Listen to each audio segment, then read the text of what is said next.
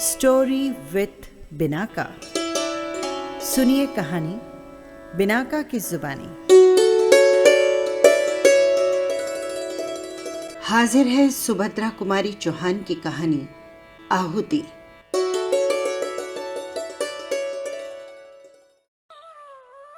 जनाने अस्पताल के पर्दा वार्ड में दो स्त्रियों को एक ही दिन बच्चे हुए। बाबू राधेश्याम की पत्नी मनोरमा को दूसरी बार पुत्र हुआ था। उन्हें प्रसूति ज्वर हो गया था। उनकी अवस्था चिंताजनक थी। वे मृत्यु की घड़ियां गिन रही थी और कमरा नंबर 6 में कुंतला की मां के 7वां बच्चा, और वो भी लड़की हुई थी। मां बेटी दोनों स्वस्थ और प्रसन्न थी। घर में कोई बड़ा आदमी न होने के कारण मां की देखभाल कुंतला ही करती थी। उसके पिता एक दफ्तर में नौकरी करते थे। उन्हें पत्नी की देखभाल करने की फुर्सत ही कहाँ थी। पंडित राधेश्याम जी एडवोकेट अपनी मां और कई नौकरों के रहते हुए भी पत्नी को छोड़कर कहीं न जाते थे। 10 दिन के बाद कुंतला की मां पूर्ण स्वस्थ होकर बच्ची समेत अपने घर चली गई और उसी दिन राधेश्याम की पत्नी का देहांत हो गया।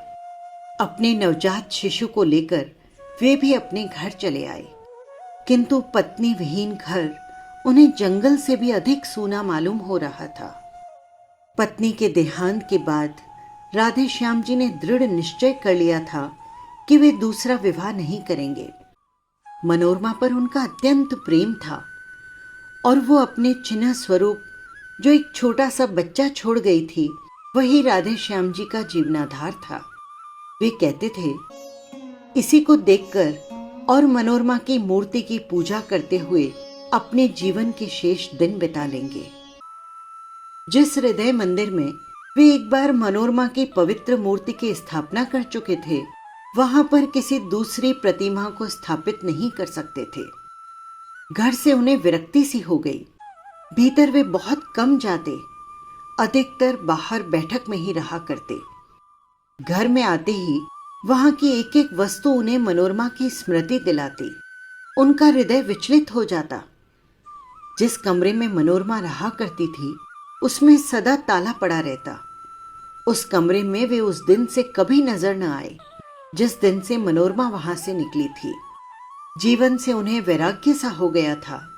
आने जाने वालों को वो संसार की असारता और शरीर की नश्वरता पर लेक्चर दिया करते। कचहरी जाते, वहां भी जी न लगता। जिन लोगों से 50 रुपया फीस लेनी होती, उनका काम 25 रुपए में ही कर देते। गरीबों के मुकदमे तो वे बिना फीस के ही लड़ लिया करते। सोचते, रुपए के पीछे हाय हाय करने से करना ही क्या है, किसी तरह जीवन को ढकेले ले जाना है। तात्पर्य ये कि जीवन से उन्हें कोई रुचि न रह गई थी। दूसरे विवाह की बात आते ही उनकी गंभीर मुद्रा को देखकर किसी को कुछ कहने सुनने का साहस नहीं होता। अतः सभी समझ चुके थे कि राधेश्याम जी अब दूसरा विवाह न करेंगे। उनकी माता ने भी उनसे अनेक बार दूसरे विवाह के लिए कहा, लेकिन वे टस से मस न हुए। अंत में वे अपनी इच्छा को अपने साथ लिए हुए इस लोक से विदा हो गई।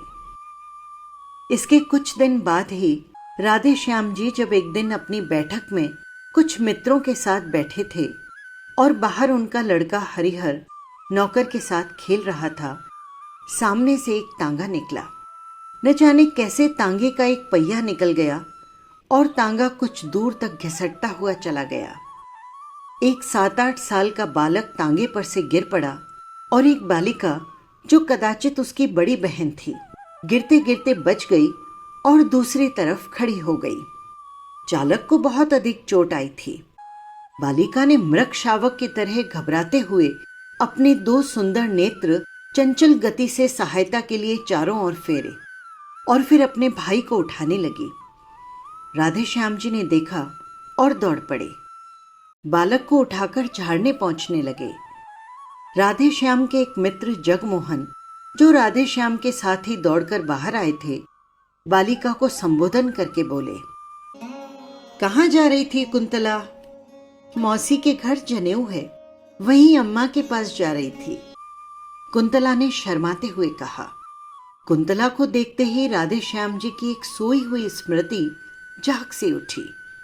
दूसरा तांगा बुलवाकर कुंतला को उसमें बिठाकर उसे रवाना करके राधे श्याम जगमोहन के साथ अपनी बैठक में आ गए। एक दिन बात ही बात में राधे श्याम ने जगमोहन से पूछा, भाई किसकी लड़की थी जो उस दिन तांगे से गिर पड़ी थी? जगमोहन ने बतलाया, ये पंडित नंद किशोर तिवारी की कन्या है। पढ़ी लिखी, गृह कार्य में कुशल और सुंदर होने पर भी धनाभाव के कारण अभी तक कुंवारी है। बेचारे तिवारी जी 50 रुपए माहवार पर एक ऑफिस में नौकर हैं। बड़ा परिवार है, 50 रुपए में तो खाना पहनना भी मुश्किल से पूरा पड़ता है। फिर लड़की के विवाह के लिए 2-3 हजार रुपए कहाँ से लाएं? कान्य कुब्जों में तो बिना लेन देन के कोई ब्याह की बात भी नहीं करता। कष्ट में हैं बेचारे। लड़की सयानी है, पढ़ा लिखा कर किसी मूर्ख के गले भी तो नहीं बांधते बनता।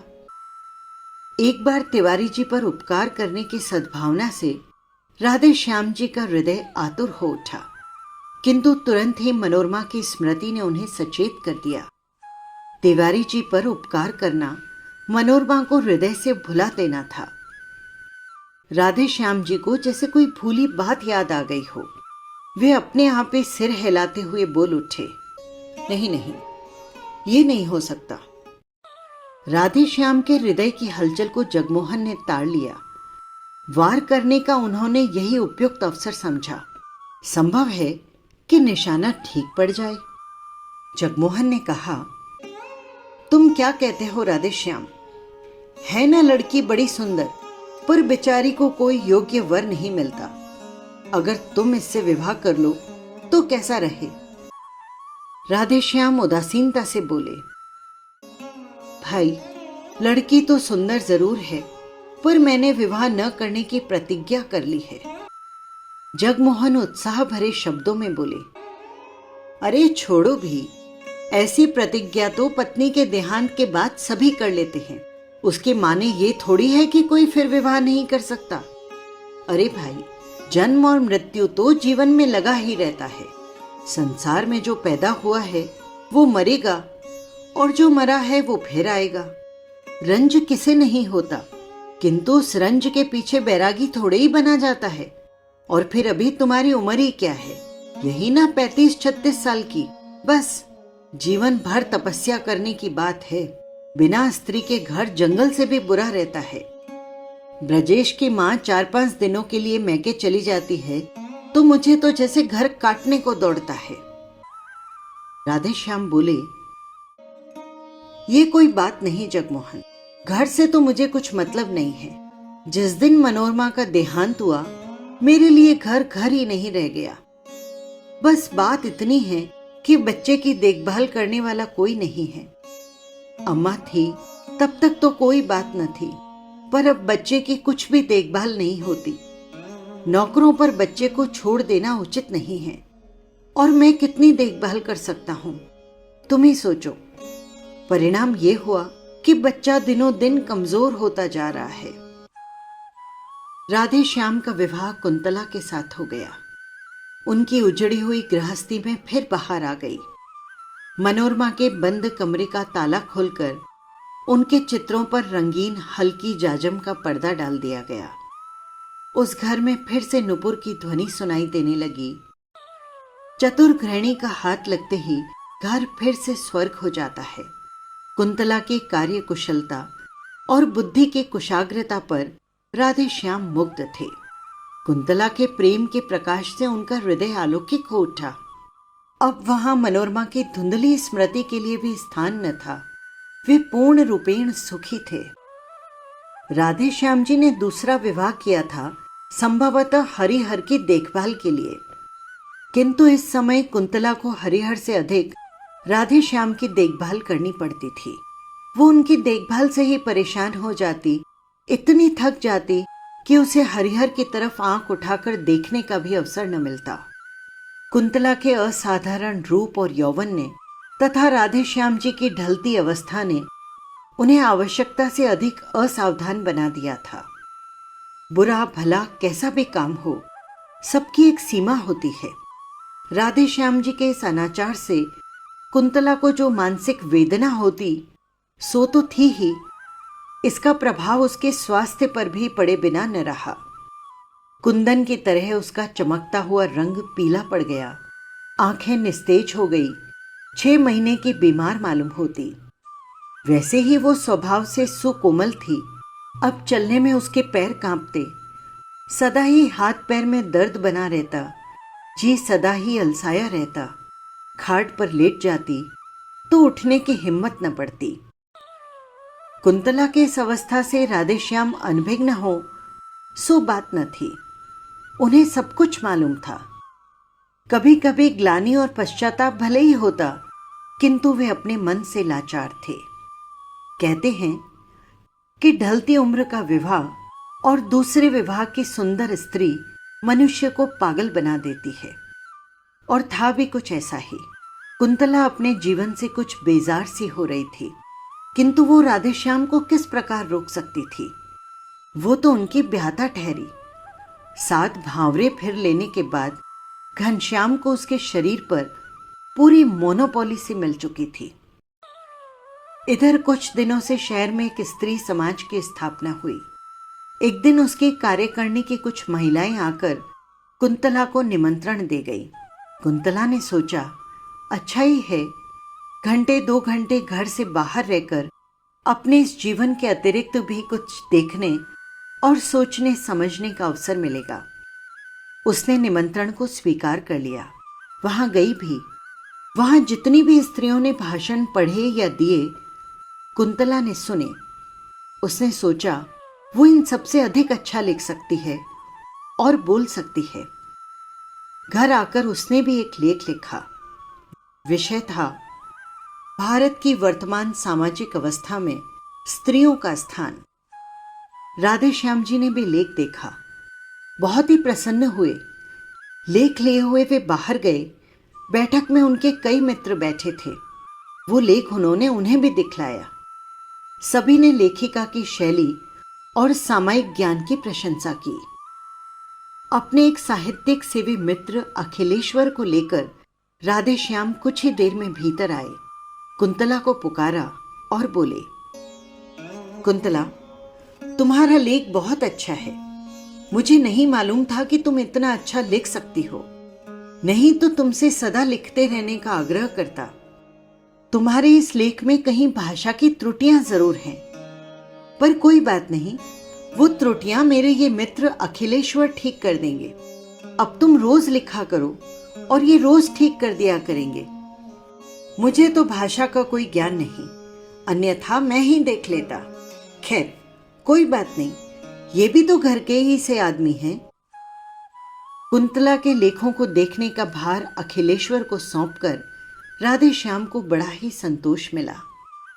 कुंतला को अब एक ऐसा साथी मिल गया था जिसकी आवश्यकता का अनुभव वो बहुत दिनों से कर रही थी, जो उसे घरेलू जीवन के अतिरिक्त और भी बहुत सी उपयोगी बातें बता सकता था, जो उसे अच्छे से अच्छे लेखक और कवियों की कृतियों का रसास्वादन करा के साहित्यिक जगत की सैर करा सकता था। कुंतला अखिलेश्वर का साथ पाकर बहुत ही संतुष्ट थी। अब उसे अपना जीवन उतना कष्टमय और नीरस न मालूम होता। कुंतला और अखिलेश्वर प्रतिदिन एक बार अवश्य मिला करते।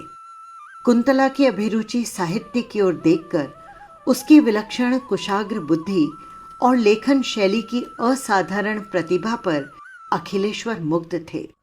वे उसे एक सुयोग्य रमणी बनाने में और उसकी प्रतिभा को पूर्ण रूप से विकसित करने में सदा ही प्रयत्नशील रहते। लाइब्रेरी में जाते, अच्छी अच्छी पुस्तकें लाते और उसे घंटों पढ़कर सुनाते। कविवर टेनिसन, शैली, कीटस, महाकवि शेक्सपियर इत्यादि की ऊंचे दर्जे की कविताएं पढ़कर उसे समझाते, उसके सामने व्याख्या और आलोचना करते और उससे करवाते। हिंदी के धुरंधर कवियों की रचनाएं सुनाकर वे कुंतला की प्रवृत्ति कविता की ओर फेरना चाहते थे। उन्हें विश्वास था कि कुंतला लेखों से कहीं अच्छी कविताएं लिख सकती है, किंतु अब राधेश्याम को कुंतला के पास अखिलेश्वर का बैठना अखरने लगा था।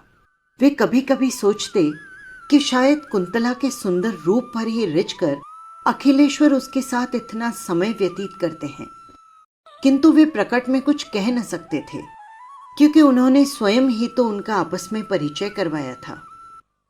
कुंतला राधे श्याम के मन की बात समझती थी, इसीलिए बहुत सतर्क थी, किंतु फिर भी यदि कभी भूल से उसके मुख से अखिलेश्वर का नाम निकल जाता तो राधे श्याम के हृदय में ईर्ष्या की अग्नि भभक उठती।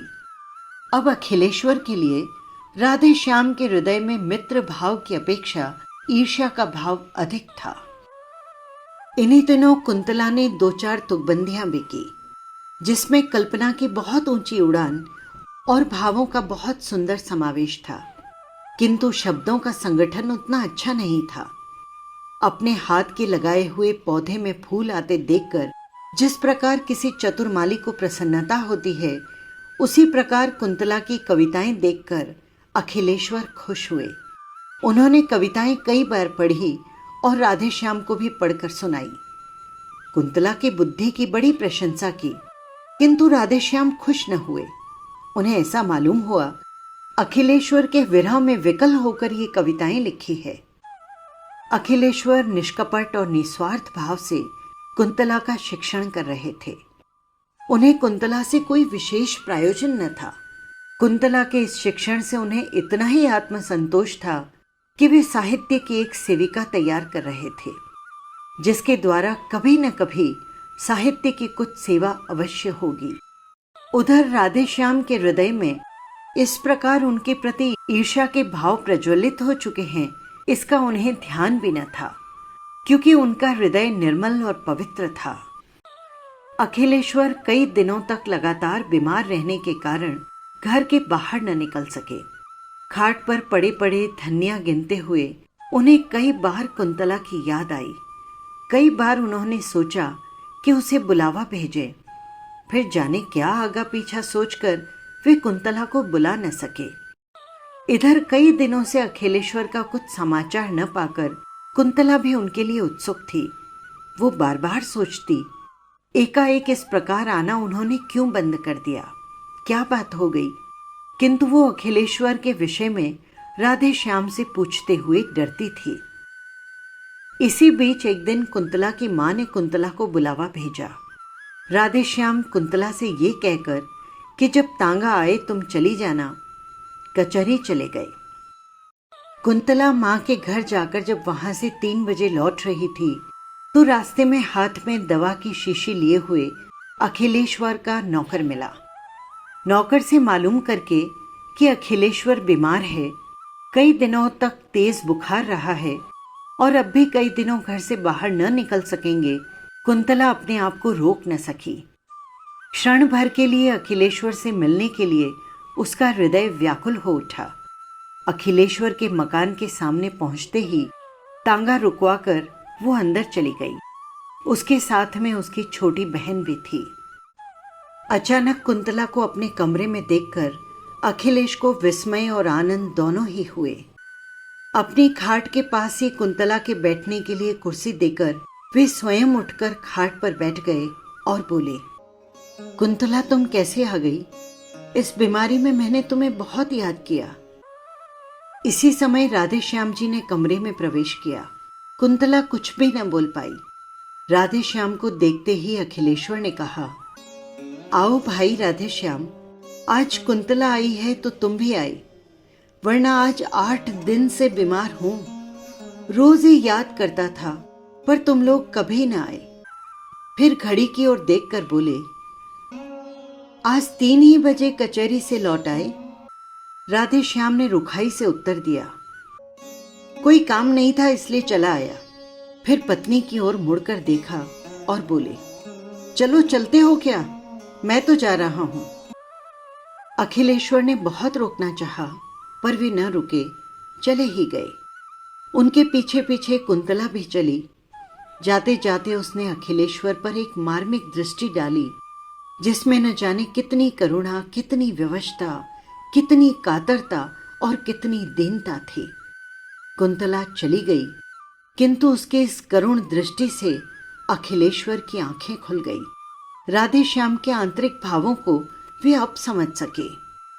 घर पहुंचकर कुंतला कुछ न बोली। वो चौके में चली गई। कुछ ही क्षण बाद उसने लौटकर देखा कि उसके लिखे लेख, कविताएं, कॉपियां, पेंसिलें और अखिलेश द्वारा उपहार में दी गई फाउंटेन पेन सब समेटकर किसी ने आग लगा दी है।